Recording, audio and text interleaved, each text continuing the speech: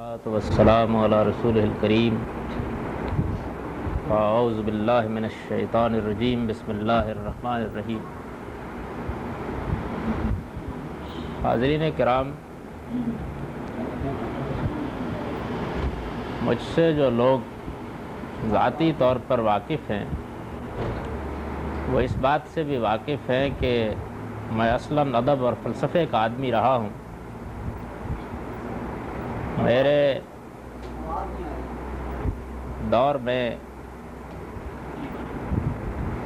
اگرچہ بہت سے ایسے مراحل آئے ہیں کہ جن میں بہت سی چیزوں سے دلچسپی پیدا ہوئی، لیکن طبیعت کی افتاد کچھ ایسی واقع ہوئی تھی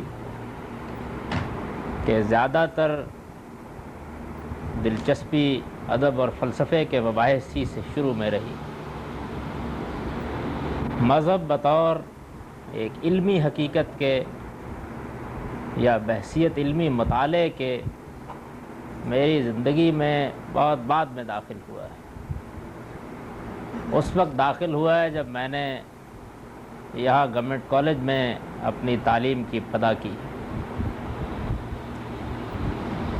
اس پس منظر کی وجہ سے یہ بالکل بدیہی سی بات ہے کہ مجھے کبھی اس صورتحال سے تو سابقہ پیش نہیں آیا کہ کسی شخص کو پڑھنے میں، اس کا مطالعہ کرنے میں، اس کے بارے میں کوئی چیز جاننے میں کوئی مذہبی تعصب آڑے آ گیا۔ اہم دینی مکاتب فکر کے اس سلسلے میں جناب غلام احمد صاحب پرویز پر گفتگو کرتے ہوئے میں نے تمہید میں یہ بات اس لیے عرض کی کہ میں نے ان کو اس زمانے میں بھی پڑھا جس زمانے میں بھی مذہب سے کوئی اس طرح کی علمی دلچسپی نہیں تھی، اس زمانے میں پھر پڑھا جب مذہب کے ساتھ علمی دلچسپی پیدا ہوئی، اور دونوں ہی ادوار میں ذہنی پس منظر کی نوعیت اس طرح کی تھی کہ تعصب کے لیے جو وجوہ ہو سکتی ہیں وہ موجود نہیں تھی۔ پہلے دور میں تو میں نے یہ عرض کر دیا کہ ادب اور فلسفے ہی کے پس منظر میں چیزیں نظر سے گزرتی تھی، اس وجہ سے تعصب کا کوئی باعث ہو نہیں سکتا۔ دوسرے دور میں جب میں نے ان کو پڑھا تو وہ میرا وہ زمانہ تھا کہ جس میں نفس مذہبی سے متعلق میرے ذہن میں بہت سے سوالات تھے۔ ادب و فلسفے کے پس منظر کی وجہ سے میں ہر چیز کو تشکیک کی نگاہ سے دیکھ رہا تھا۔ وہ عقائد، وہ نظریات جو مجھے متوارثت طور پر ملے تھے ان میں سے ایک ایک کو میں پرکھ رہا تھا، اور اس وقت طبیعت کی افتاد کچھ ایسی تھی کہ یہ جی چاہتا تھا کہ یہ سب کچھ غلط ثابت ہو جائے۔ اس وجہ سے اگر کسی پہلو سے کوئی تعصب تھا تو وہ اس نوعیت کا نہیں ہو سکتا تھا کہ ان کو پڑھنے یا ان کے بارے میں کوئی رائے قائم کرنے میں مانع ہوتا۔ میں نے ان کو اس زمانے میں پڑھا، اور اس زمانے میں جب میں نے ان کا مطالعہ کیا ہے تو پہلی چیز جس سے مجھے وحشت سی ہوئی وہ ان کا لکھنے کا اسلوب۔ ادب کا آدمی رہا ہوں، ایک خاص اسلوب تحریر ہی میرے ہاں کچھ بار پاتا ہے۔ جن لوگوں کو اس زمانے میں نے پڑھا تھا وہ اسی درجے کے لوگ تھے۔ ان کے بارے میں کچھ سنا، کچھ ان کی تصنیفات ہمارے مدرسے کی لائبریری میں تھی، نکال کر دیکھیں تو محسوس ہوا کچھ بہت تسنع کا انداز۔ مذہبی لحاظ سے اس وقت میں نے کوئی ان سے متعلق رائے نہیں اپنے اندر محسوس کی۔ بعد میں جب یہ معلوم ہوا کہ ان کا ایک خاص انداز فکر ہے تو پھر بہت سنجیدہ مطالعے کی طرف رغبت ہوئی۔ اب ادب سے متعلق اپنے ذوق پر قابو پا کر میں نے ان کی بہت سی چیزیں اس زمانے میں پڑھ ڈالی، اور اس طرح پڑھ ڈالی کہ بس ادھر سے ادھر تک ایک نظر دیکھتا چلا گیا۔ یہ بات معلوم ہو گئی کہ یہ کیا کہتے ہیں، کیا کہنا چاہتے ہیں، کیا چیزیں پیش نظر ہیں۔ لیکن ظاہر ہے کہ اب جب سب کا سب پڑھا تو اس میں ان کی وہ چیزیں بھی آئیں جن میں انہوں نے قرآن سے متعلق اپنی تحقیقات بیان کی ہیں، وہ چیزیں بھی آئیں کہ جن میں ان کا تفسیری نوعیت کا لٹریچر ہے۔ تو دوسری چیز جو بہت تواہش کا باعث ہوئی وہ یہ کہ عربی زبان جس کو میں بچپن سے جانتا ہوں، ادب کا طالب علم ہونے کی وجہ سے اس کے مزاج سے بہرحال واقف ہی رہا ہوں، اس کا ادب پڑھاتے ہوئے اب تو خیر بال سفید ہو گئے، لیکن اس زمانے میں بھی اس سے کوئی کم شغف نہیں تھا۔ تو مجھ پر یہ چیز اور بہت حیرت انگیز چیز واضح ہوئی کہ عربی زبان کیا ہوتی ہے، بلکہ عربی زبان تو خیر بہت دور کی چیز ہے، زبان ہی کیا ہوتی ہے اس سے یہ واقف نہیں۔ یہ چیز واضح ہو جانے کے بعد اور اس کے واضح ہونے کے لیے مجھے کسی ریاض کی اس زمانے میں ضرورت نہیں تھی، زبان و ادب کا پس منظر اور بالخصوص عربی ادب سے غیر معمولی شغف، دونوں چیزیں بہت کافی تھیں کہ فیصلہ کن ہو جاتی، تو میں نے ان کو اٹھا کے رکھ دیا۔ دوسرا دور جس میں مذہب اور مذہب کے مکاتب فکر کا مطالعہ اس نقطہ نظر سے کیا کہ اب حقیقت کو تلاش کرنا ہے، جاننا ہے، یہ معلوم کرنا ہے کہ کیا چیز صحیح ہے، کسی نتیجے تک پہنچنا ہے، اس میں پھر ان کی اہم چیزوں کو اٹھایا اور اٹھا کر میں پوری سچائی کے ساتھ یہ عرض کرتا ہوں کہ بہت دیانتدارانہ مطالعہ کیا، یعنی اپنی طبیعت کے ان دونوں چیزوں پر قابو پا کر میں نے یہ صحیح کی کہ ہمدردی کے ساتھ میں پڑھوں، سمجھوں، جانوں، یہ ہو سکتا ہے کہ حق یہی۔ میرے پچھلے کم و بیش اس حیات مستعار کے 18 سال پبلک میں گزرے ہیں، اس میں کسی نہ کسی حوالے سے بہت سے لوگ مجھ کو جانتے رہے ہیں، بلکہ یہاں ایسے لوگ موجود ہیں کہ جو مجھے برسوں سے جانتے ہیں۔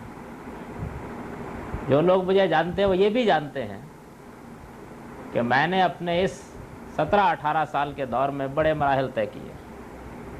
میں جس دینی فکر کو لے کر پیدا ہوا تھا میں نے اس کو چھوڑا، جس دینی فکر میں میری پرورش ہوئی تھی میں نے اس کو چھوڑا، جس دینی فکر پر مجھ پر سب سے زیادہ اپنے شعوری دور میں غلبہ رہا اس کو چھوڑا، اور اب میں جہاں ہوں لوگ جانتے ہیں کہ بہرحال اس کا ان تعصبات سے کوئی تعلق نہیں ہے کہ جو اس وقت سوسائٹی کے اندر موجود ہے۔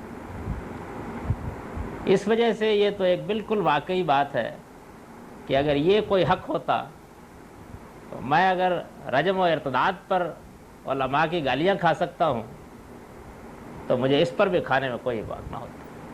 میری اگر یہ بات سمجھ میں آ جاتی تو میں اس کا علمبردار ہوتا، اس کو پیش کرتا، پوری شان کے ساتھ پیش کرتا۔ وَلَوْ قَطَّعُوا رَأْسِي لَدَيْكَ وَأَوْسَاجِ۔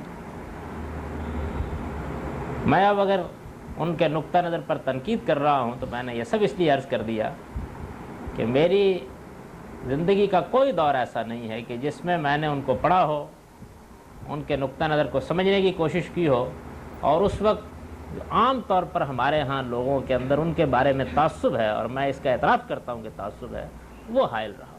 میرے ہاں کم سے کم یہ چیز کسی زمانے میں بھی نہیں رہی۔ میں اس وقت اس موضوع پر تو بحث کرنے کے لیے نہیں بیٹھا ہوا کہ ان کے لکھنے کا انداز کیا ہے، اس سے متعلق میں نے اپنا تاثر عرض کر دیا۔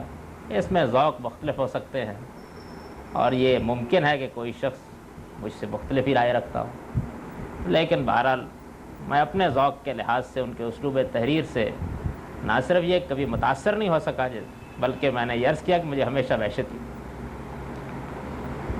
میں یہاں ان کے دینی فکر پر تبصرے کے لیے بیٹھا ہوں، اس وجہ سے اپنی گفتگو کو اسی حد تک محدود رکھوں۔ غلام احمد صاحب پرویز کے دینی نقطہ نظر کا جب ہم جائزہ لیتے ہیں تو ایک تو یہ چیز ہے کہ انہوں نے قرآن مجید سے، عقل عام سے جو دین پیش کیا ہے وہ تفصیلات میں کیا ہے۔ اس باب میں تو یہ ہو سکتا ہے کہ مجھے قدم قدم پر ان سے اختلاف ہے، اور میں اگر ان اختلافات کو بیان کرنا شروع کروں تو پھر یہ حقائق اگرچہ لذیذ تر نہیں ہے لیکن بہت دراز ہو سکتی ہے۔ اس وجہ سے اس کو تو میں چھوڑتا ہوں، اور اہم دینی مکاتب فکر پر تبصرہ کرتے ہوئے یہ چیز میرے پیش نظر بھی نہیں ہے۔ اصل مسئلہ یہ ہے کہ ان کا فکر جن اصولوں پر قائم ہے وہ اصول کیا صحیح ہے یا نہیں. اگر وہ اصول صحیح ہیں تو میں اس کو بہت زیادہ اہمیت نہیں دیتا کہ نتائج میں غلطی ہو گئی. نتائج کا جہاں تک تعلق ہے، میں اس زمین پر جس شخص کو دین کے معاملے میں بہت بڑی اتھارٹی مانتا ہوں اس کے بھی نتائج فکر سے مجھ کو بہت اختلافات ہیں، اور وہ اختلافات اب تو چھپے ہوئے نہیں ہیں، چھپے ہوئے موجود ہیں. اس سے بحث نہیں. اصول میں ایک آدمی صحیح ہے، اس نے نقطہ نظر صحیح قائم کیا ہے، وہ اپنے اصول کا اطلاق کرتا ہے تو وہ پیغمبر نہیں ہوتا، اس سے غلطی ہوتی ہے اور وہ ایک نہیں، دو نہیں، 10 20 بھی ہو سکتی ہے. یہ وہ چیز ہے کہ جو ہر صاحب علم کے ہاں پائی جاتی ہے. اس سے اگر کوئی ہستی مستثنا ہو سکتی ہے تو صرف اللہ کے پیغمبری کی ہستی مستثنا ہو سکتی ہے. اس وجہ سے میں اس میں بحث میں نہیں پڑھ رہا ہوں. میں ان اصولی باتوں کا ذکر کروں گا کہ جو پرویز صاحب کی فکر کی اساس ہیں اور جن کی وجہ سے میں بہت ادب اور بہت معذرت کے ساتھ یہ عرض کر رہا ہوں کہ ان کے فکر کو نہ صرف یہ کہ غلط سمجھتا ہوں بلکہ اس امت میں ایک ضلالت سمجھتا ہوں. اور میرے نزدیک اس زمانے میں ان کو اس ضلالت کی پیشوائی کا شرف حاصل ہے. یہ خیال نہ کیجیے گا کہ یہ میں نے کوئی سخت بات کر دی، یعنی یہ بالکل صحیح طریقے پر وہ تاثر ہے جو میں نے علمی طور پر قائم کیا. ان کے فکر کی اساس ہی غلط ہے، اور جب اساس ہی غلط ہے تو پھر نتائج کے معاملے میں کیا کہا جا سکتا ہے؟ تا سریا میرود دیوار کج. بنیاد صحیح نہیں ہے تو جہاں تک بھی دیوار اٹھائیے وہ ٹیڑھی اٹھے گی. وہ کیا چیز ہے کہ جو اصولی لحاظ سے ہی صحیح نہیں. جناب غلام احمد صاحب پرویز کا اصل امتیاز یہ رہا کہ انہوں نے بہت زور کے ساتھ یہ بات پیش کی کہ میں قرآن مجید کا طالب علم. ان کے ماننے والوں نے بھی ان کو قرآن مجید کے ایک جلیل القدر مفکر کی حیثیت سے پیش کیا. قرآن کو انہوں نے اپنی امتیازی چیز قرار دیا. وہ اس بات پر اصرار کرتے رہے کہ میں قرآن ہی سے جو کچھ لیتا ہوں اور قرآن ہی کی بنیاد پر جو کچھ کہتا ہوں. قرآن ہی میرے ہاں محور ہے، اس وجہ سے میری ہر چیز پر اسی کی روشنی. چنانچہ یہ مسئلہ تو پہلے ہی مرحلے میں طے ہو جاتا ہے کہ ان پر بحث کرتے ہوئے ہمارے پاس اللہ کی کتاب موجود ہے جس سے ان کا فکر سارا کا سارا نکلا ہے، اور ان کا مدار بھی اسی پر ہے، اور وہ اسی کی بنیاد پر کہتے ہیں کہ میں نے دین کو سمجھا ہے. تو اس میں یہ چیز خود بخود واضح ہو جاتی ہے کہ قرآن مجید کے فہم کے لیے یا قرآن مجید تک رسائی کے لیے جو اصول انہوں نے قائم کیے ہیں وہ اصول کیا صحیح ہیں. یوں سمجھ لیجئے کہ قرآن مجید پر تدبر کے اصول ہی میں اگر تو صحت ہے تو نتائج پر گفتگو ہو سکتی ہے، اور ان میں سے کوئی چیز مانی بھی جا سکتی ہے، کوئی رد بھی کی جا سکتی ہے. اسی میں صحت نہیں ہے اور اس میں ایسی غلطی ہے کہ جس غلطی کو بنیادی غلطی کہنا چاہیے، ایسی غلطی ہے کہ جس غلطی کے بعد پھر کسی چیز کے صحیح ہونے کا امکان ہی بس ایک حادثہ ہو جاتا ہے. تو پھر ظاہر بات ہے کہ جو تبصرہ میں نے کیا ہے میرا خیال یہ ہے کہ اس سے اختلاف کی گنجائش نہ ہوگی، اور اگر اختلاف کی گنجائش ہو بھی تو کم سے کم میں جن دلائل کی بنیاد پر وہ رائے رکھتا ہوں مجھے لوگ یہ حق دیں گے کہ میں وہ رائے رکھوں. وہ اصول جس پر وہ قرآن مجید کو سمجھتے ہیں اس میں سب سے اہم چیز، سب سے بنیادی چیز زبان کے بارے میں ان کا تصور ہے.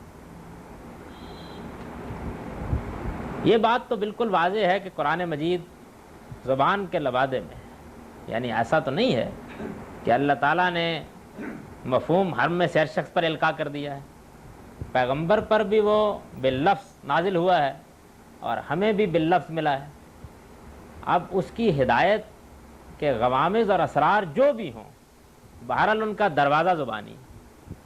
یعنی اس شہرستان معانی میں داخل ہونے کی کوئی راہ اس کے سوا نہیں کہ زبانی سے اندر داخل ہوا جائے. زبان کے اصول، زبان کے قواعد، زبان جو کچھ بھی ہے وہ ایک حاکم کی حیثیت سے موجود رہے گی. کوئی آدمی اگر اس دروازے کے سوا کسی اور دروازے سے داخل ہونا چاہے گا تو ظاہر بات ہے کہ وہ کہیں اور چلا جائے گا، اس لیے کہ وہاں جانے کا دروازہ تو وہی ہے، اس کے سوا کوئی اور دروازہ نہیں. اس وجہ سے ہم اپنے ہاں بھی جب یہ بات کہتے ہیں لوگوں کو اجنبی لگتی ہے کہ عربیت کا بڑا اعلیٰ ذوق ہونا چاہیے، قرآن مجید کے فہم کے لیے آدمی کو اس زبان کو بہت اچھی طرح جاننا چاہیے. لیکن اگر کوئی شخص اس حقیقت کو جان لے کہ جب قرآن میں جو کچھ ہے اس تک جانے کی کوئی رائے اس کے سوا نہیں ہے تو پھر اس راہ کو کھولے بغیر تو اندر نہیں جایا جا سکتا. اس راہ کے لیے انہوں نے کیا طریقہ اختیار کیا، اس کو جاننے سے پہلے چند اصولی باتیں زبان سے متعلق جان لی. دنیا میں زبان اللہ کا بہت بڑا عطیہ ہے. اس میں ایک قدر مشترک ہے کہ انسان سب کے سب نطق اور ادراک کی صلاحیت لے کے پیدا ہوئے ہیں. ہم بھی ایک زبان بولتے ہیں، عرب بھی ایک زبان بولتے ہیں، برطانیہ میں رہنے والے بھی ایک زبان بولتے ہیں، المانیہ میں رہنے والے بھی ایک زبان بولتے ہیں. ان سب زبانوں میں الفاظ، محاورے، اسالیب مختلف ہوتے ہیں، لیکن زبان کی کچھ اقدار مشترکہ ہیں جو ہر جگہ موجود ہوتی ہیں. جن زبانوں کو ہم جانتے ہیں ان میں بھی موجود ہوتی ہیں. ان میں سے ایک چیز یہ ہے کہ بہرحال زبان کی تاریخ کا اگر علمی مطالعہ کیا جائے تو یہ معلوم ہوتا ہے کہ اس کی ابتدا تو ہماری اصوات ہی سے ہوئی ہے نا. یعنی ہمارے منہ سے جو آوازیں نکلتی ہیں انہی کے مختلف گروپ بن گئے ہیں اور وہ پھر آہستہ آہستہ تعامل سے بامانی ہوتے چلے گئے ہیں. لفظ اس طرح بنے ہیں، جملے اس طرح بنے ہیں. یہ ہمارا بچہ اب بھی سیکھتا ہے تو دیکھ لیجئے کیسے سیکھتا ہے، کس طرح مفردات سے تالیفوں تک پہنچتا ہے. تو انسان کی زبان اسی طریقے سے بنی ہے. اب ظاہر ہے کہ اس میں یہ چیز پیدا ہو گئی ہے کہ جو لفظ بھی ہم بولتے ہیں اس کی ایک حقیقت ہوتی، یعنی اس کی اگر آپ تاریخ کا تتبع کریں، اس کے پیچھے پیچھے چلیں اور یہ جانیں کہ یہ کہاں سے بنا ہے تو پہنچ جاتا آدمی. یعنی کبھی پہنچ جاتا ہے کبھی نہیں پہنچتا، لیکن بہرحال بہت سی زبانوں میں پہنچ جاتا ہے. یہ کسی لفظ کی حقیقت تک پہنچنا، وہ کہاں سے نکلا، کہاں سے بنا، اس کی ابتدائی صوت کیا تھی، اس وقت وہ کس معنی میں تھا، مختلف ادوار میں وہ کن مراحل سے گزرا، یہ وہ چیز ہے کہ جو دنیا کی ہر زبانی میں ہوتی ہے. عربی زبان کا معاملہ یہ ہے کہ وہ چونکہ دوسری زبانوں کے اختلاط سے نہیں بنی، اس لیے اس میں یہ تحقیق اور بھی آسان ہو جاتی. اور عربی زبان سے واقف ہر شخص جانتا ہے کہ اس میں ہم بہت آسانی کے ساتھ یہ بتا دیتے ہیں کہ یہ ایک مادہ ہے جس سے مختلف الفاظ مختلف مراحل میں بنتے چلے گئے. ہماری اپنی زبان میں بھی یہ ہوتا ہے. ہماری زبان میں کیا ہوگا، ہم جو لفظ بول رہے ہیں وہ لفظ کسی دوسری زبان سے آیا ہوگا. مثلا وہ ہندی سے آیا ہوگا، وہ فارسی سے آیا ہوگا، وہ عربی سے آیا ہوگا. وہاں وہ ظاہر ہے کہ کسی طریقے سے بنا ہوگا، اس کے بننے کی وہ تاریخ وہاں بھی موجود ہوگی. اس کی ہم تحقیق کرتے کرتے اس کی بالکل انتہا تک بھی اگر ممکن ہوتا ہے تو پہنچ جاتے ہیں اور یہ بتا دیتے ہیں کہ یہ لفظ مختلف ادوار میں ان مراحل سے گزر کر یہاں تک پہنچا ہے. یہ لسانیات کا بڑا دلچسپ موضوع ہے. یعنی اس میں یہ بات جانی جاتی ہے کہ لفظ کی تاریخ کیا ہے. اس پر عربی زبان میں بھی بہت سی چیزیں لکھی گئی ہیں، ہماری اردو میں بھی ہیں. اس کا فائدہ کیا ہوتا ہے؟ اس کا فائدہ یہ ہوتا ہے کہ آدمی یہ جان لیتا ہے کہ ہم جس لفظ کو آج بول رہے ہیں یہ لفظ اپنا کیا پس منظر رکھتا ہے، اس میں یہ معنی کیسے پیدا ہوئے ہیں، یہ جان لیتا ہے. لیکن اس ساری بحث کا تعلق علم لسانیات سے ہے. اس بحث کا زبان کے فہم، کسی کلام پر تدبر سے کوئی تعلق نہیں. کسی کلام کا متکلم جب اپنا مدعا بیان کرتا ہے تو اس میں یہ چیز کوئی اہمیت نہیں رکھتی کہ جو لفظ اس نے استعمال کیا اس لفظ کی تاریخ کیا ہے.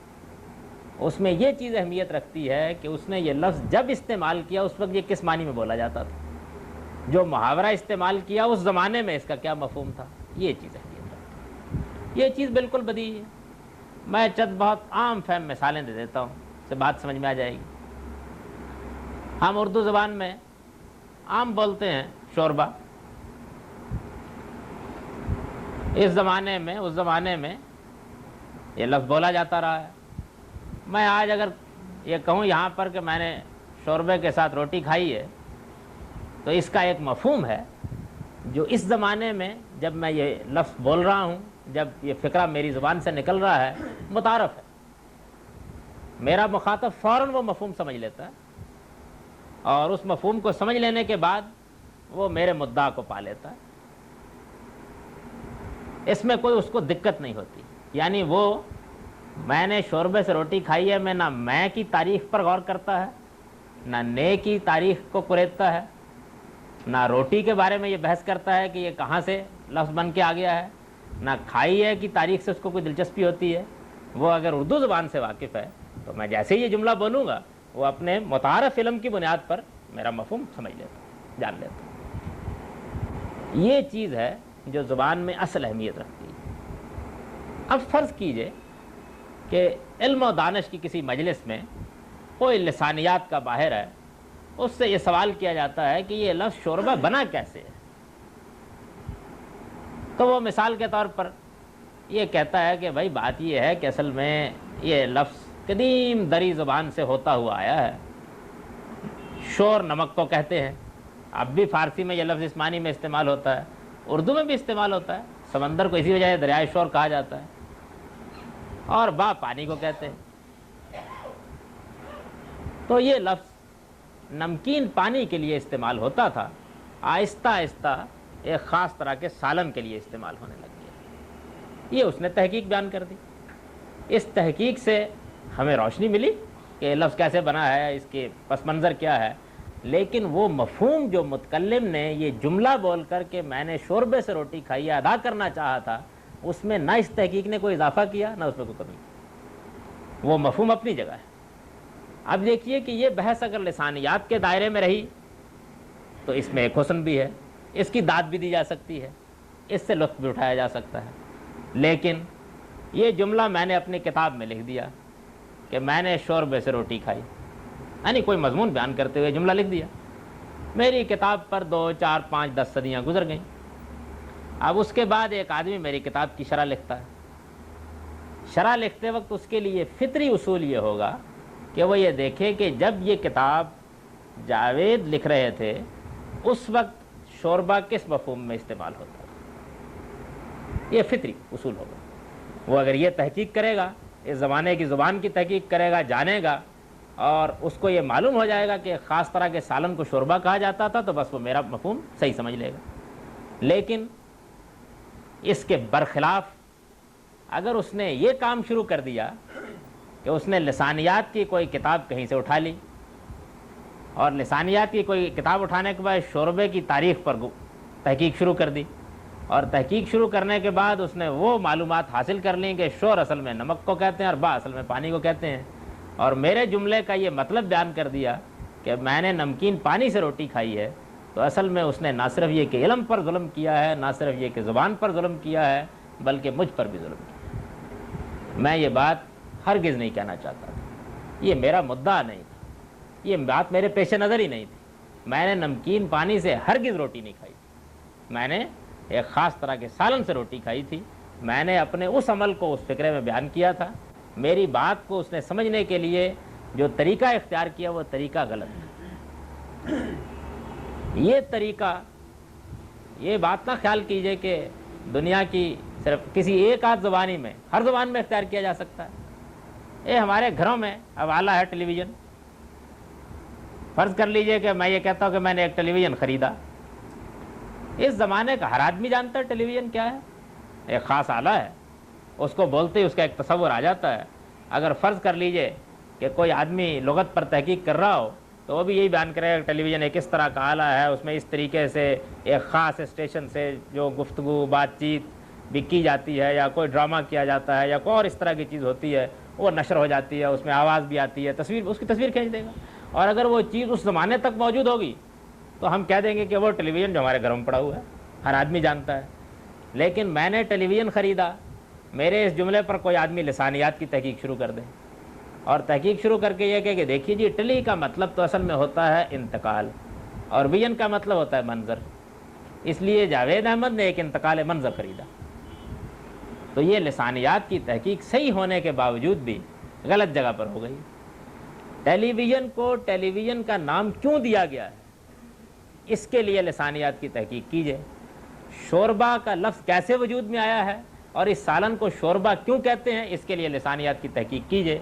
لیکن کسی متکلم کی بات کا مفہوم جاننے کے لیے اس تحقیق کی پرے کاہ کے برابر بھی کوئی اہمیت نہیں۔ جو آدمی اس طرح کی حرکت کرے گا اس کے بارے میں دو ہی باتیں کہی جا سکتی ہیں، یا تو یہ ہے کہ اس بیچارے کو زبان سے، ادب سے، اسالیب سے کوئی واقفیت نہیں، وہ اس معاملے میں بالکل بے علم ہے، اور یا یہ ہے کہ وہ جان بوجھ کر اپنی بات متکلم کے منہ میں ڈالنا چاہتا ہے۔ ان دونوں میں سے کوئی ایک بات لازماً کہنی پڑے گی، یعنی یا تو یہ صورت ہو سکتی ہے کہ وہ بیچارہ ایسا بے علم ہے کہ اس کو یہ معلوم ہی نہیں کہ میں نے شوربے کے ساتھ روٹی کھائی اور میں نے ٹیلی ویژن خریدا، ان جملوں کا مفہوم متعین کرنے کا طریقہ کیا، یا تو اس کو معلوم ہی نہیں بیچارے کو، کہیں سے اس کو لسانیات کی کوئی کتاب مل گئی ہے، وہ اس نے پڑھ لی ہے، کہیں سے اس کو پتہ چل گیا کہ لفظوں کی ایک تاریخ بھی ہوا کرتی ہے، اس کو اس نے کہیں سے سن لیا ہے یا جان لیا ہے، اور اس کی بنیاد پر اس نے جو کہنا تھا کہہ دیا۔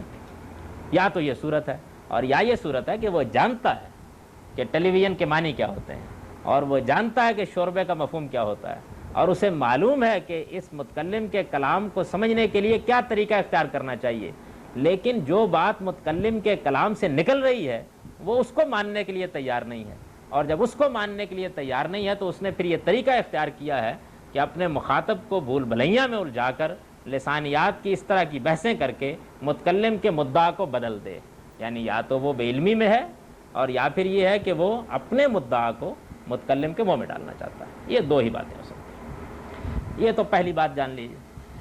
دوسری بات زبان ہی سے متعلق یہ دیکھیے کہ دنیا کی ہر زبان میں اور ہماری زبان میں بھی تشبیہ بھی ہوتی ہے، استعارہ بھی ہوتا ہے، تمثیل بھی ہوتی ہے، یعنی دنیا کی کوئی زبان بھی اس سے خالی نہیں ہے۔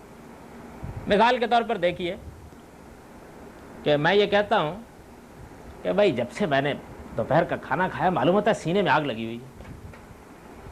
میرے اس جملے کو سننے کے بعد اردو زبان سے واقف کوئی عامی بھی یہ نہیں کہے گا کہ ان کے سینے میں کسی آدمی نے 2-4 لکڑیاں گھسا دی ہیں اور ان کو آگ لگی ہوئی۔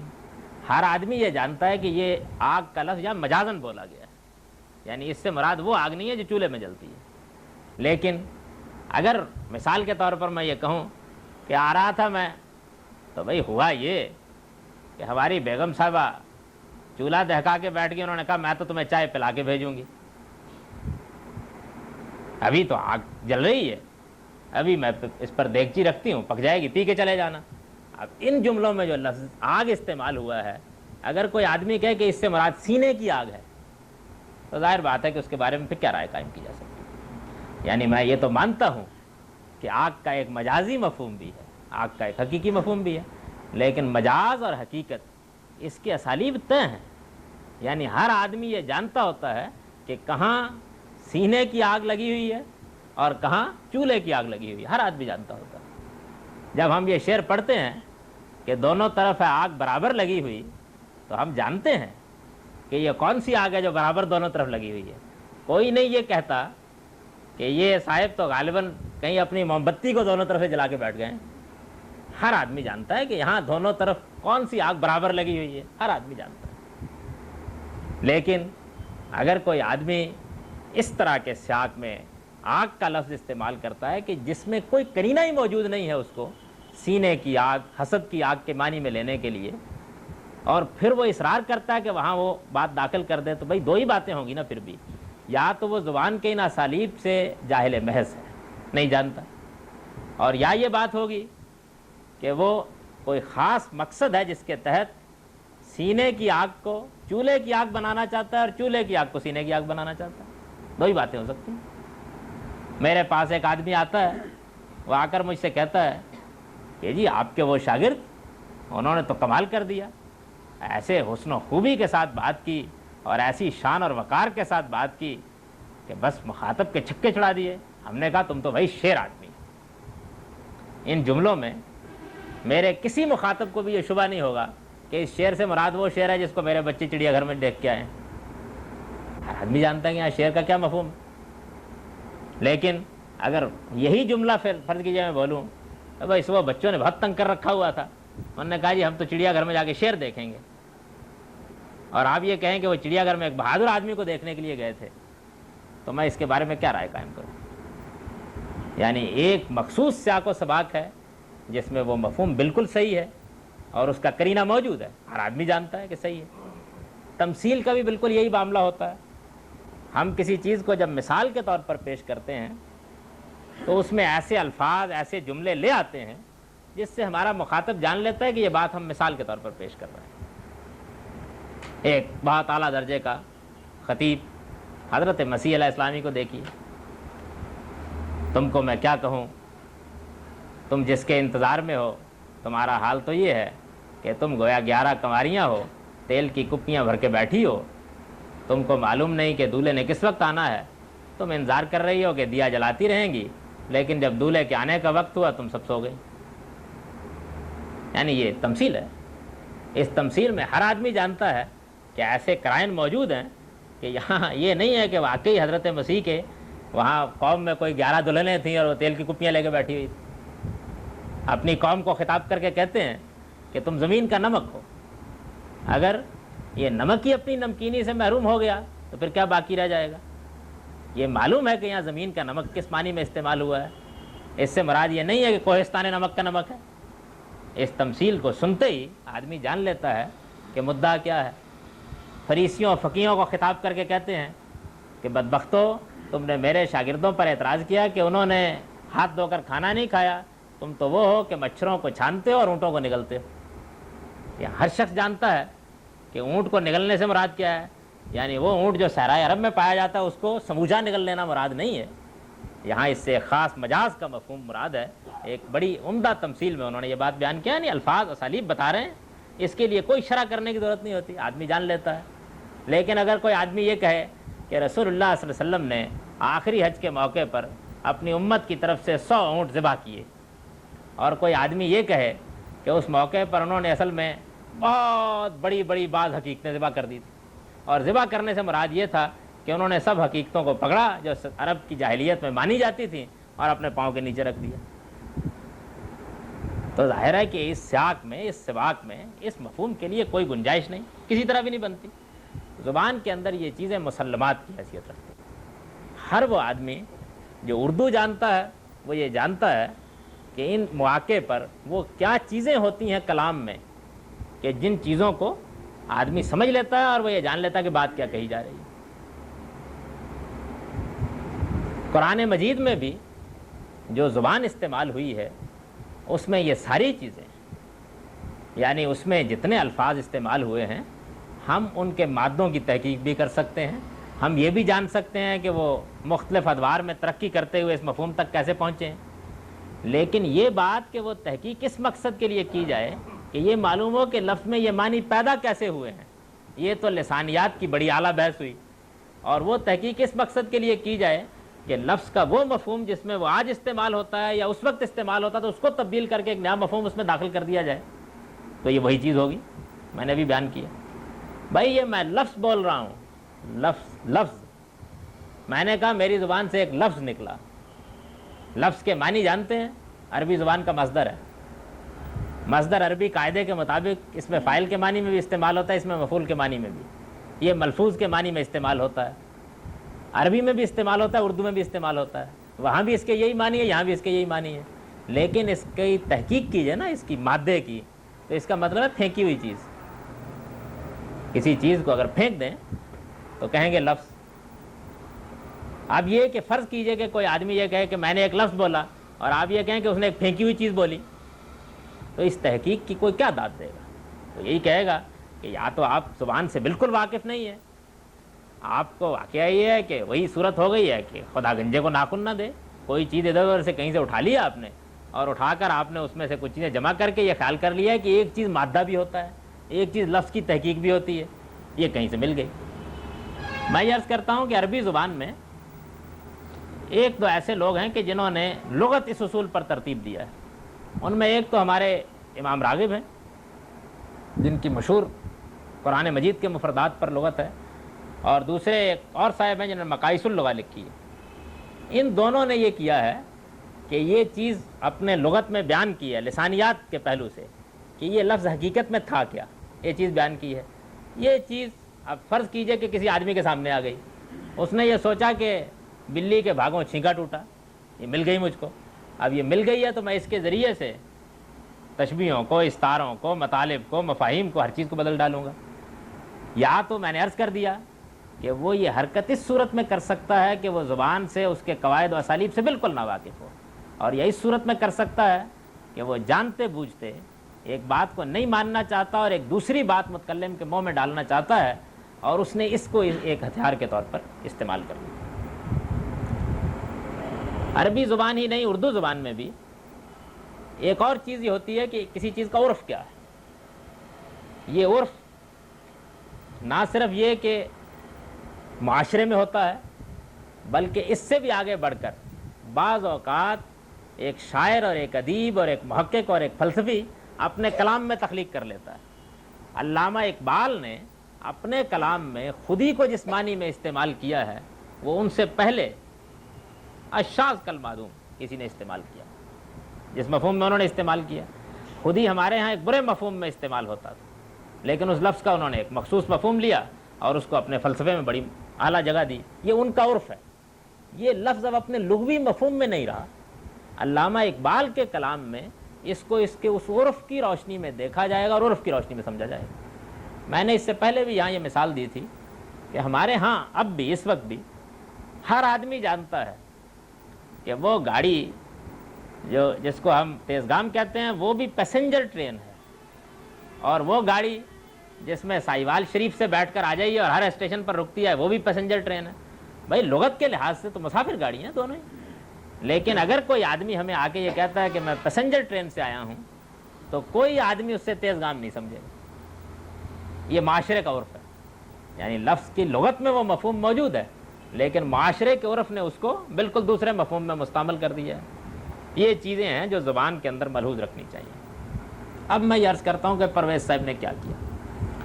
انہوں نے یہ کیا، یہ جو میں نے ابھی مثالیں دی، قرآن مجید کے عرف کو، وہ عرف جو معاشرے نے پیدا کیا، وہ عرف جو سیاق سباق نے پیدا کیا، وہ عرف جو متکلم نے پیدا کیا، ملحوظ رکھے بغیر علامہ اقبال کے کلام میں خودی کا وہ مفہوم داخل کر دیا جو لغت میں لکھا ہوا تھا۔ اسی طرح سے ایک مقام کے اوپر کوئی کرینہ نہیں، جملہ یہ ہے کہ میری بیوی چولہے پر آگ جلا کر چائے پکا رہی تھی، اور وہ مصر ہیں اس بات کے اوپر کہ یہاں آگ سے مراد حسد کی آگ۔ یعنی میں مثالیں عرض کر رہا ہوں، ایک چیز میں تشبیہ اور استعارے کا کوئی امکان ہی نہیں ہے سرے سے۔ زبان اباح کرتی ہے کہ وہاں مانا جائے، وہ اس کو تشبیہ اور استعارے کے مفہوم میں لے رہے ہیں۔ اب اس کا نتیجہ کیا نکلتا ہے؟ اس کا نتیجہ یہ نکلتا ہے کہ جو بات متکلم کہنا چاہتا ہے وہ کہیں سے کہیں چلی جاتی ہے۔ اس کے لیے وہ کیا طریقے استعمال کرتے ہیں؟ وہی طریقے استعمال کرتے ہیں جو میں نے ابھی بیان کر دیے، یعنی جہاں لفظ کے اس مفہوم کو انہیں قبول نہیں کرنا ہوتا، یا یہ کہیے کہ ان کو غلطی لگی ہوئی ہے، دونوں ہی صورتیں ہو سکتی ہیں، تو وہ یہ کریں گے کہ وہاں اس کے مادے کی تحقیق پیش فرما دیں گے۔ اس مادے کی تحقیق سے وہ ایک نیا مفہوم پیدا کریں گے اس لفظ میں۔ اہل عرب اس سے واقف ہی نہیں ہوں گے، اہل اردو بھی واقف نہیں ہوں گے، لیکن وہ نیا مفہوم پیدا کر کے آیت کی تعویل کر دیں گے۔ جیسے میں نے عرض کیا نا کہ وہ مادے کی تحقیق کریں گے، اور میرا یہ جملہ کہ میں نے ایک ٹیلی ویژن خریدا، اس کا مطلب یہ بیان کر دیں گے کہ میں نے ایک انتقال منظر خریدا۔ عرف کو نظر انداز کر دیں گے، تمثیل وہاں پیدا کر دیں گے یہاں تمثیل کا کوئی کرینہ ہی نہیں ہے، تشبیہ وہاں پیدا کر دیں گے یہاں تشبیہ کا کوئی کرینہ ہی نہیں ہے۔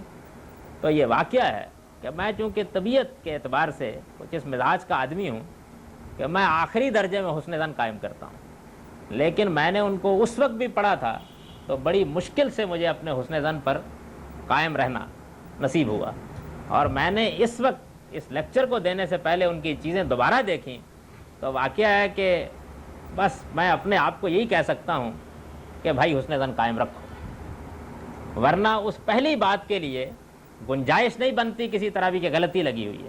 صاف یہ معلوم ہوتا ہے کہ وہ بعض قرآن مجید کی صریح باتوں کو نہیں ماننا چاہتے، اور جب نہیں ماننا چاہتے تو پھر اس کے بعد وہ یہ طریقے اختیار کر لیتے۔ یہ صاف معلوم ہوتا ہے، لیکن میں اپنے اس تاثر کے باوجود یہ کہتا ہوں کہ ہو سکتا ہے ان کو غلطی لگے، یعنی یہ صاف معلوم ہوتا ہے۔ میں بھی مثالیں پیش کروں گا تو آپ بھی جان لیں گے کہ یہ میں تاثر کس وجہ سے قائم کرتا ہوں۔ دیکھیے یہ میرے سامنے ان کی مفہوم القرآن ہے، یہ میرے سامنے ان کی لغات القرآن ہے۔ مفہوم القرآن میں انہوں نے قرآن مجید کا مفہوم بیان کیا ہے اپنی تحقیق، اپنے علم کے مطابق، پورے قرآن پر ہے۔ اور لغات القرآن میں انہوں نے جو مفہوم بیان کیا ہے اس کا پس منظر، اس کا علمی استدلال واضح کیا ہے۔ یہ دونوں میرے سامنے ہیں۔ ان دونوں میں سے میں بہت سی مثالیں تو اس لیے پیش نہیں کر سکتا کہ وقت محدود ہے، لیکن میں اپنے مدعا کو چند مثالیں پیش کے واضح کر دیتا ہوں، اس سے اندازہ ہو جائے گا کہ ان کا اس معاملے میں کیا رویہ رہا ہے، کیا نقطہ نظر رہا ہے۔ مفہوم القرآن میں جناب غلام احمد صاحب پرویز نے سورہ نمل میں ان مقامات کی شرح فرمائی ہے جن مقامات میں حضرت سلیمان اور حضرت داؤد کے واقعات زیر بحث آئے ہیں۔ یہ خیال نہ کیجیے گا کہ یہ جو میں 2-3 مثالیں پیش کر رہا ہوں اس نقطہ نظر کی نمائندہ مثالیں یہی ہیں۔ یہ میں نے تفہیم مدعا کے لیے یہ محسوس کیا کہ آسان ہے سمجھانی، پیش کر رہا ہوں، ورنہ یہ تینوں کی تینوں جلدیں اگر شروع سے پڑھنی شروع کر دی جائیں تو ان میں سے ہر صفحہ اس کی مثال ہے جو کچھ انہوں نے قرآن مجید کے ساتھ کیا۔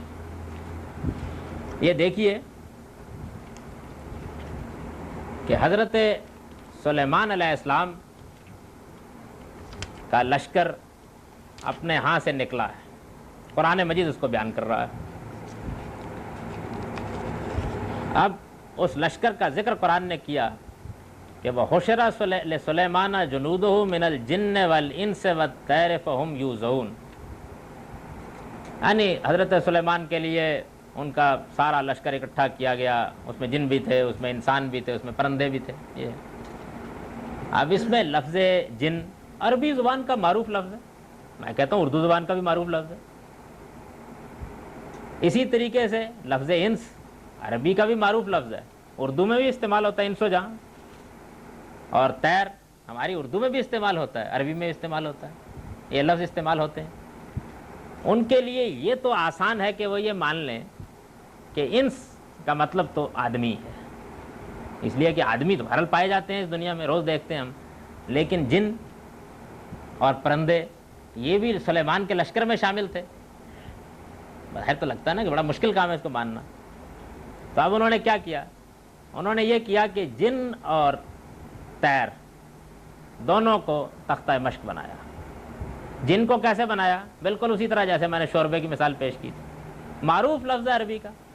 اگر کوئی آدمی اس پر تحقیق کرے تو تحقیق کر کے یہ کہے گا کہ یہ جنوں کو جن اس لیے کہتے ہیں، یعنی یہ کہے گا جنوں کو جن اس لیے کہتے ہیں کہ عربی میں جنہ جنوں کے معنی ہوتے ہیں چھپا ہونا، تو یہ چونکہ نظر نہیں آتے اس وجہ سے ان کو جن کہا جاتا ہے۔ ایک دوسرا آدمی کیا کرتا ہے؟ وہ یہ کرتا ہے کہ جنہ جنوں کے معنی چھپے ہونے کے ہوتے ہیں، لہٰذا چھپی ہوئی کوئی مخلوق وہ کوئی صحرا کے باشندے بھی ہو سکتے ہیں۔ شوربہ ہو گیا، یعنی جو میں نے مثال پیش کی اسی کی روشنی میں دیکھ لیجئے۔ تو یہ انہوں نے کیا۔ اچھا یہ تو چلیے ہو گیا، اب مسئلہ پیدا ہوا طیر کا۔ وہ عربی زبان کا اتنا معروف لفظ ہے پرندوں کے معنی میں کہ دوسرا کوئی لفظی شاید تلاش کرنا مشکل ہو جائے، بہت معروف لفظ ہے، لیکن اس کو بھی لینا مشکل ہوا، تو انہوں نے اس کی تحقیق کی۔ اب جن کی تحقیق تو خیر سادہ ہے، میں نے عرض کر دی، ذرا یہ دیکھیے کہ انہوں نے اس کی تحقیق جو کی ہے وہ کیا ہے۔ لفظ طیر کو سامنے رکھیے اور پھر اندازہ کیجئے کہ یہ سب کس طرح ہوتا ہے۔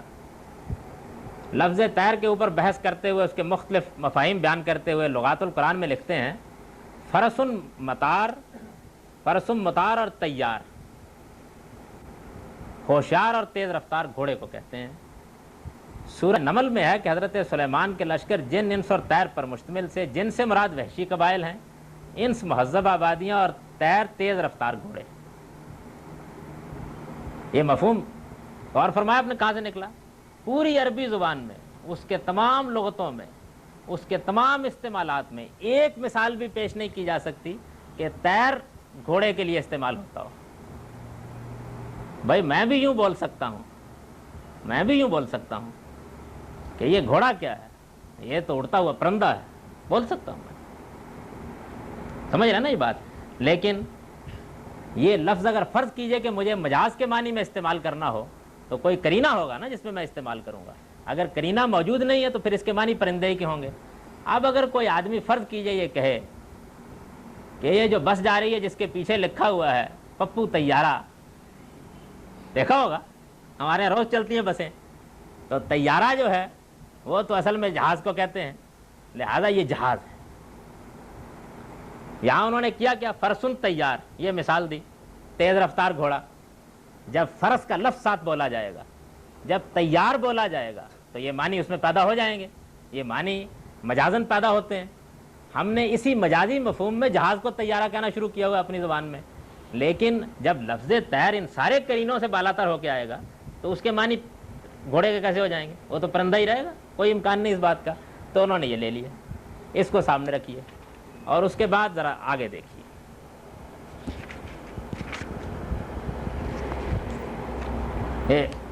ان کو یہ خیال ہوا کہ رسالے کے گھوڑے بھی کہنا ذرا مشکل کام ہے یہاں، تو انہوں نے ترجمہ کیا ہے سلیمان کے لشکروں میں شہروں کے مہذب باشندے، جنگلوں اور پہاڑوں کے دیو ہیکل وحشی اور قبیلہ طیر کے شاہ سوار سب شامل تھے.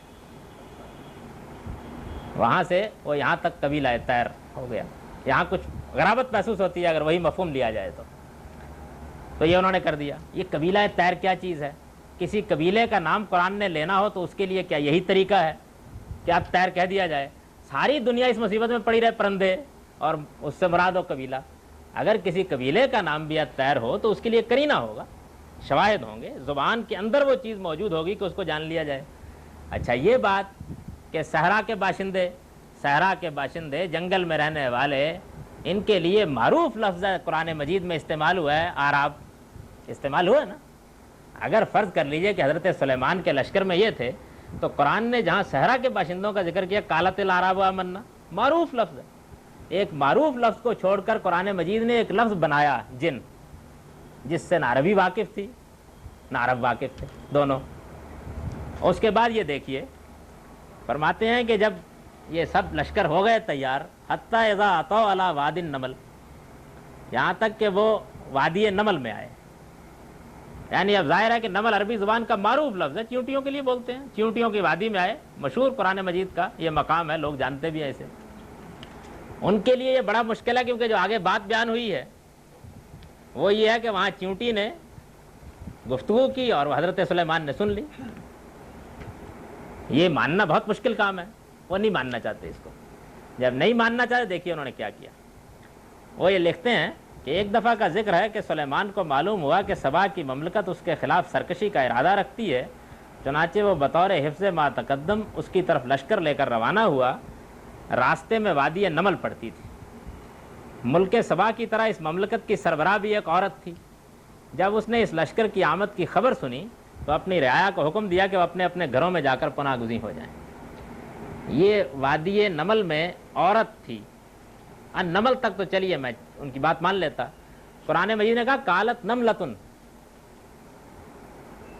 کالت نملتن، ظاہر ہے کہ نمل اس میں جنس ہے، نملہ چیونٹی کو کہتے ہیں.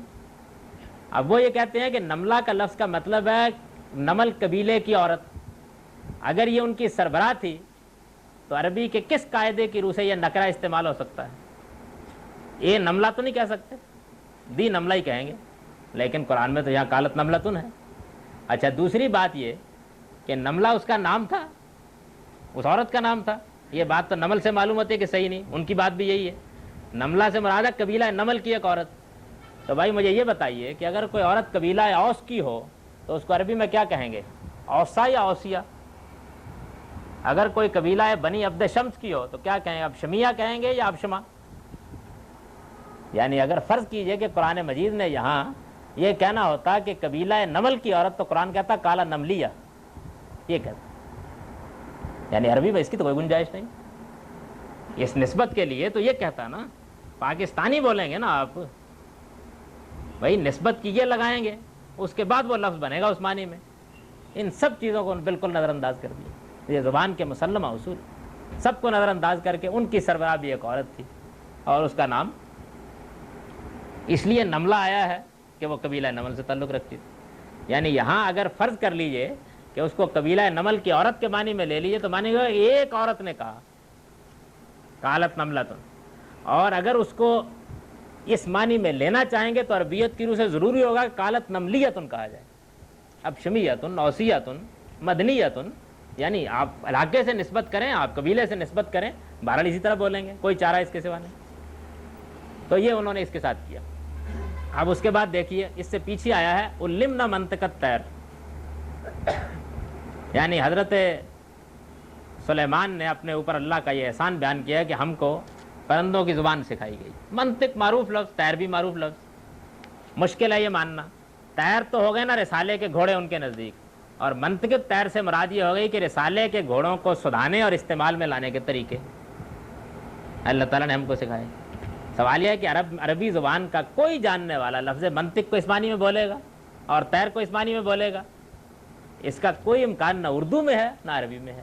لیکن یہ ہے کہ جب وہ آئے اس بات پر کر دیا انہوں نے. اس کے بعد دیکھیے کہ جہاں پر ملکہ سبا کا تخت لانے کا ذکر ہے، اس نے کہا قالا یا ایھا الملأ ایکم یاتینی بعرشھا قبل ان یاتونی مسلمین، یعنی مجھے کون اس کا تخت لا کر دے گا، تخت لا کر دے گا.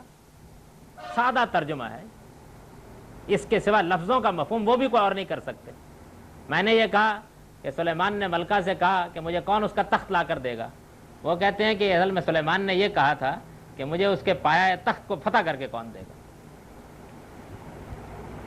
اس سیاق میں، اس اسلوب میں اس کی کوئی گنجائش نہیں، لیا ہی نہیں جا سکتا.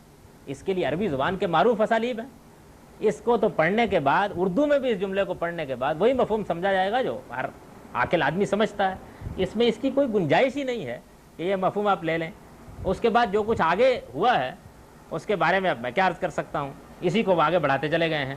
یہاں تک کہ یہ نوبت بھی آ گئی ہے کہ میں اگر اس صفحے کے اوپر تبصرہ کروں تو میں یہ بتاؤں کہ ایسے ایسے تضادات کا سامنا ان کو کرنا پڑا ہے کہ بڑی دلچسپ صورتحال پیدا ہو گئی.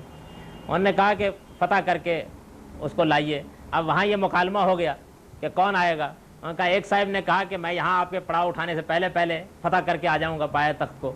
دوسرے صاحب نے، جن کے پاس معلوم نہیں کس چیز کا کوئی علم تھا، انہوں نے یہ کہا کہ آپ پلک جھپکیے، فتح کر کے آ جاؤں گا. پلک جھپکیے یہ محاورہ فتح کر کے آنے کے لیے استعمال ہو سکتا ہے؟ بھائی جائیں گے، لڑیں گے کچھ دیر کے بعد، بہرحال گھنٹے 2 گھنٹے سے اچھا. اس کے بعد دلچسپ صورتحال یہ پیدا ہو گئی کہ حضرت سلیمان نے اس کا تخت منگوا لیا. جب منگوا لیا تو انہوں نے کہا کہ مسئلہ اصل میں یہ پیدا ہو گیا تھا کہ انہوں نے جب ان کے پاس جنگ میں تو فتح ہو گئی تو انہوں نے کہا کہ اب نکروا عرشھا، اب جاؤ اور اس کے پایا تخت کو روند ڈالو. فوج شکست کھا گئی، اس نے شکست تسلیم کر لی. پایا تخت کو روندوانے کے لیے حضرت سلیمان کیا فساد برپا کرنے والے بادشاہ تھے، لیکن وہ مفہوم چونکہ نہیں لینا تو کہا کہ اس کے پایا تخت کو روند ڈالو. اب اس کے بعد حضرت سلیمان اس کو لے کر گئے، سارا پایا تخت برباد کر دیا گیا. یہ وہ دین ہے کہ جس دین کے اندر ایک درخت کاٹنے کے لیے بھی حجت چاہیے ہوتی ہے. پایا تخت کے بعد ملکہ سبا کو لے جایا گیا. وہ بیچاری فتح پانے کے بعد مغلوب ہو چکی ہے. اس کو لے جایا گیا اور کہا گیا کہ یہ تمہارا تخت پایا تخت ہے، اسی طرح کا ہے. انہوں نے کہا کچھ اسی طرح کا ہوتا تھا. وہاں ہے نا کہ ان کو تخت دکھایا گیا اور یہ کہا گیا کہ کیا یہ تمہارا ہی تخت ہے؟ تو اس نے کہا کہ بس کچھ اسی طرح کا تھا. اب اس کے نتیجے میں جو حضرت سلیمان اصول جنگ، اصول جہاد کے ساتھ ہو گئے، اس سے کوئی دلچسپی نہیں. مسئلہ صرف یہ ہے کہ یہ بات کہ تخت کو اٹھا کر چشم ددن میں لے آیا جائے، یہ ماننے کے لیے طبیعت آمادہ نہیں. یہ میں نے یعنی اس اصول کی مثال پیش کی. اب اس کے بعد صرف چند چیزیں سن لیجیے اور یہی امید یہ ہے کہ بہت کفایت کر جائیں گی اس سارے نقطہ نظر کو جاننے کے لیے. مفہوم القرآن میں یہ ذرا ملاحظہ فرمائیے. سورہ تکویر بہت دفعہ سنی ہوگی، قرآن مجید کی معروف سورہ ہے. اذا الشمس کورت واذا النجوم انکدرت واذا الجبال سیرت واذا العشار عطلت واذا الوحوش حشرت واذا البحار سجرت واذا النفوس زوجت واذا الموءودة سئلت بأي ذنب قتلت واذا الصحف نشرت واذا السماء كشطت واذا الجحيم سعرت واذا الجنة أزلفت علمت نفس ما أحضرت. بہت مشہور سورہ ہے. اس میں قیامت کے اس زلزلے کا ذکر ہے کہ جس میں پہاڑ اپنی جگہ سے چل پڑیں گے، ستارے اپنے مقام سے گر پڑیں گے، سورج پر تیرگی چھا جائے گی، ذکر ہے اس کا بہت معروف الفاظ میں، بالکل واضح مفہوم ہے۔ اس میں وہ آیت بھی آتی ہے کہ جو قرآن مجید کے اسلوب کا شاکار ہے کہ زندہ گاڑی ہوئی لڑکی سے پوچھا جائے گا کہ تمہیں کس گناہ میں قتل کیا گیا، جو عرب عام طور پر لڑکیوں کو زندہ گاڑ دیتے ہیں۔ اس کے لیے موعودہ کا لفظ میں اگر یہیں بیٹھا بیٹھا کلام عرب کے اس کے لیے شواہد پیش کروں، اتنا عام لفظ ہے جس کی کوئی حد نہیں ہے، تو واقعہ ختم نہیں ہوں گے۔ اب ذرا میں اس پر کوئی تبصرہ نہیں کروں گا، صرف سن لیجئے کیا کیا انہوں نے۔ جتنی میں نے آیات پڑھی ہیں ان کا ترجمہ سن لیجئے۔ کسی آنے والے دور میں جب انسانوں کے خود ساختہ نظام تمدن و معاشرت کی جگہ قرآنی نظام لے لے گا تو اس وقت کی انقلابی کیفیات کے متعلق یوں سمجھو کہ ملوکیت کا نظام لپیٹ کر رکھ دیا جائے گا۔ یہ عزت شمس و قوت ہے، یعنی سورج تیرا ہو جائے گا، ملوکیت کا نظام لپیٹ کر رکھ دیا جائے گا، اور ان کے احالی موالی چھوٹی چھوٹی ریاستیں سب جھڑ کر نیچے گر جائیں گی۔ یہ اذن نجوم ان قدرت ہے، ستارے، اور اس کے بعد ہے نا کہ وَإِذَا الْجِبَالُ سُيِّرَتْ، پہاڑ چلا دیے جائیں گے، سنیے، اور پہاڑوں جیسے محکم امراء اور رؤساء اپنی جگہ سے ہل جائیں گے، اور جن رسل و رسائل مثلا اونٹوں کو اس وقت اتنی اہمیت دی جا رہی ہے وہ سب بیکار ہو جائیں گے۔ اذا الاشار عطلت، اور سنیے، اور وحشی اور نامانوس قومیں بھی اجتماعی زندگی کی طرف آتی ہوں گی، وہ ہے نا کہ اذا الوحوش حشرت، سب جانور جمع ہو جائیں گے قیامت کے اس زلزلے میں۔ اچھا، وَإِذَا الْبِحَارُ سُجِّرَتْ، اور سمندروں میں آمد و رفت کا سلسلہ اتنا وسیع ہو جائے گا کہ ہر وقت بھرے بھرے دکھائی دیں گے، اور ان کے کناروں کی بستیاں بھی بڑی آباد ہو جائیں گی، یعنی منوڑا بھی آباد ہو جائے گا، کراچی بھی آباد ہو جائے گا، کوالالمپور بھی آباد ہو جائے گا۔ آگے سنیے، اور جب اطراف و اکناف عالم کی آبادیاں ایک دوسرے کے ساتھ ملتی جائیں گی۔ اب جناب اس آیت کو ذرا دل تھام کے سنیے، اذا الموءودۃ سئلت بأی ذنب قتلت، اور جب ان لڑکیوں کے متعلق جنہیں معاشرہ زندہ درگور کر دیتا ہے اور ان بیچاریوں کا پرسان حال کوئی نہیں ہوتا، پوچھا جائے گا کہ انہیں بلاخر کس جرم کی پاداش میں ذبح کیا جاتا رہا ہے، یعنی جب عورتوں کو ان کے حقوق دلائے جائیں گے۔ یہ اس زمانے کی خبر ہے نا جس میں، اور آگے دیکھیے، ظاہر ہے کہ زمانہ یہ ہے جس میں ہم اس وقت جی رہے ہیں، وَإِذَا الصُّحُفُ نُشِرَتْ، اور جب اخبارات اور رسائل جگہ جگہ پھیل جائیں۔ یہ خاتمہ کلام، اس پر میں کیا تبصرہ کر سکتا ہوں؟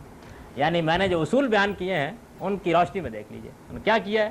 انہوں نے زبان کے عرف کو، زبان کے سیاق کو، اس کے سباق کو، الفاظ کے ان مدلولات کو جو بالکل واضح ہیں، تشبیہ اور تمثیل کے ان طریقوں کو جن میں دوسری رائے نہیں ہو سکتی، بالکل تلپٹ کر کے ہمیں اخبارات اور رسائل کی دنیا میں پہنچا دیا ہے۔ اور وہ زندہ گاڑی ہوئی لڑکی، واقعہ ہے کہ قرآن میں وہ آیت پڑھ کے طبیعت لرز اٹھتی تھی، معلوم ہوا کہ وہ اس زمانے میں جو عورتوں کو حقوق دلائے جا رہے ہیں، قرآن نے اس کی خبر دی تھی کہ یہ بیچاریاں جو گھر در میں بند کر دی گئی تھیں، یہ سڑکوں پر نکل آئیں گی اور بیوٹی سیلون میں بیٹھ کر جا کر میک اپ کریں گی، اس لیے کہ ان کے حقوق ان کو دلائے جائیں۔ یہ یعنی اس زمانے کی تصویر ہے۔ اس کی روشنی میں اندازہ کیا جا سکتا ہے کہ پرویز صاحب نے قرآن مجید کے ساتھ کیا معاملہ کیا۔ یعنی میں پوری دیانتداری کے ساتھ یہ عرض کرتا ہوں کہ اس میں کوئی تعصب، اس بات پر میرا پروردگار گواہ ہے، شامل نہیں ہے کہ زبان کے ان اصولوں کو نظر انداز کر کے یہ واقعہ ہے کہ جہاں جہاں کوئی چیز بھی ان کے مدعا کے خلاف ان کو محسوس ہوئی ہے، اس کو انہوں نے تبدیل کر دیا ہے۔ دیکھیے، میں یہاں اس کی ایک بڑی عجیب مثال پیش کروں، بہت سادہ مثال ہے۔ حضرت سلیمان نے جب ملکہ سبا کو شکست دے دی اور وہ سارے معاملات ہو گئے، اس کے بعد حضرت سلیمان کے وہ دربار میں آئیں، یہ سارا معاملہ ہوا۔ اس سے پہلے تک سب کچھ تمثیل تھی، یعنی اس میں مجازی مفہوم تھے، تخت سے مراد پایا تخت تھا، اس کو لانے سے مراد اس کو فتح کرنا تھا، یہ سب تھا۔ اس کے بعد ہے قیل لها ادخل السر، جب وہ آئیں تو ان سے کہا گیا کہ اب ذرا آپ شیش محل میں داخل ہو جائیے۔ فلما رات حسبت لجا و کشفتن ساقیا، تو جب اس نے ان کو دیکھا کہ تو پانی موجے مار رہا ہے، تو انہوں نے اپنی پنڈلیوں سے کپڑا اٹھا لیا۔ قال انہ سرم ممرد من قواریر، تو حضرت سلیمان نے کہا کہ نہیں، یہ تو اصل میں شیشہ ہے لگا ہوا اور بہت صفائی سے لگا ہوا ہے، یہ پانی نہیں ہے۔ یہ ہے نا مشہور واقعہ، اس میں ان کو کوئی مسئلہ پیش نہیں آیا۔ تو انہوں نے اس کا بالکل وہی مفہوم بیان کیا جو میں نے بھی بیان کیا، یہاں نہ مجاز ہے نہ تمثیل ہے۔ اگر میں انہی کے اصول کے اوپر اس کی تشریح کروں اور یہ کہوں کہ جب وہ آئیں تو ان سے کہا گیا کہ اب آپ اپنی تمناؤں اور آرزوؤں کے شیش محل میں داخل ہو جائیے۔ جب وہ اس میں داخل ہوئیں اور انہوں نے اس کو دیکھا، اپنی تمناؤں اور آرزوؤں پر ایک نگاہ ڈال کے انہوں نے دیکھی، تو انہوں نے خیال کیا کہ یہ تو اصل میں سراب کا سراب ہی ہے اور تو کوئی چیز نہیں ہے۔ اور اس وقت وہ بیچاری اپنی تمناؤں سے پیچھے ہٹنے کے لیے فوراً اپنی پنڈلیوں سے کپڑا اٹھا کر بالکل مستعد ہو گئیں. محاورہ عربی کا اس معنی میں استعمال ہوتا ہے. تو سلیمان نے کہا کہ نہیں، ایسی کوئی بات نہیں ہے، یہ تو در حقیقت تمہاری تمنائیں شیشے ہی کا محل تھی جن میں تم زندگی بسر کر رہی. تو بھائی آپ کس طریقے سے اس کی نفی کریں گے؟ اس لیے کہ اس میں وہ سارے الفاظ بھی موجود ہیں، وہ سب چیزیں بھی موجود ہیں. یہاں مسئلہ کوئی نہیں ہے، یہاں وہی مفہوم ہے. اس سے 2 آیتیں اوپر عرش پایا تخت ہو گیا، اس کا لانا فتح کرنا ہو گیا، پلک جھپکنے میں اس کو فتح کرنے کی تعویل بھی ہو گئی، یہ سب ہو گیا. اور اوپر جو خود گیا تھا وہ اصل میں رسالوں کے لشکر کا آدمی تھا جو چلا گیا. یہ کام انہوں نے کیا. اس بنیاد پر میں یہ کہتا ہوں کہ 2 باتیں ہو سکتی ہیں. یا تو یہ ہے کہ وہ زبان، اس کے اسالیب، اس کے مفہوم کو طے کرنے کے طریقوں سے ناواقف محض تھے، اور یا یہ ہے کہ وہ ان حقائق کو جو قرآن میں بیان ہوئے ہیں یہ واقعہ ہے کہ ماننا نہیں چاہتے تھے. چنانچہ جہاں جہاں وہ ماننا نہیں چاہتے تھے وہاں انہوں نے تمثیل، تشبیہ، عرف کے یہ اصول اختیار کر کے اس کے ساتھ وہ حشر کر دیا جس کی میں نے ابھی تصویر ایک سورہ تکویر کی صورت میں پیش کی ہے. اور جہاں اس کی ضرورت پیش نہیں آئی وہاں محل بھی شیشہ ہی کا ہے، وہاں ملکہ سبا آئی بھی ہیں، وہ آ کے اس شیشے پر کھڑی بھی ہوئی ہیں، انہوں نے سب کام کیے ہیں. یعنی وہاں حقیقت کی جگہ موجود ہے. حالانکہ میں نے عرض کر دیا کہ ان کے اصول کے اوپر اس کی بھی بہت حالات تعویل ہو سکتی ہے، اس کو بیان کیا جا سکتا ہے. یہ وہ بنیادی اور اصولی چیز ہے جس کی وجہ سے میں پرویز صاحب کے سارے نقطہ نظر ہی کو دین میں ایک ضلالت کہتا ہوں. اور چونکہ انہوں نے بڑے زور شور کے ساتھ ہمارے نئے تعلیم یافتہ طبقے کے سامنے جو ان چیزوں کی حقیقت سے واقف نہیں تھا اس کو پیش کیا اور یہ چیز کچھ قبول عام بھی حاصل کر گئی، تو میں یہ کہتا ہوں کہ اس ضلالت کی پیشوائی کا شرف ان کو اس زمانے میں حاصل ہے. اس اصولی تنقید کے بعد میرے نزدیک وہ ان لوگوں میں شامل کیے جانے کے لائق ہی نہیں ہیں کہ جن لوگوں کو ہم علمی یا فکری لحاظ سے کوئی اہمیت دیں. یہ اہمیت ان کو حاصل ہو گئی ہے اور بدقسمتی سے اس بے علمی کے زمانے میں حاصل ہو گئی ہے تو تبصرہ کرنا پڑا، ورنہ ان کے نتائج فکر انہوں نے کیا چیزیں اخذ کیں ان پر میں کسی تبصرے کی ضرورت محسوس کرتا. بنیاد صحیح نہیں ہے، قرآن کو سمجھنے کا طریقہ ہی غلط ہے، اس کے اندر اتنی بدترین قسم کی تفسیر بالرائے ہے یا پھر بے علمی ہے.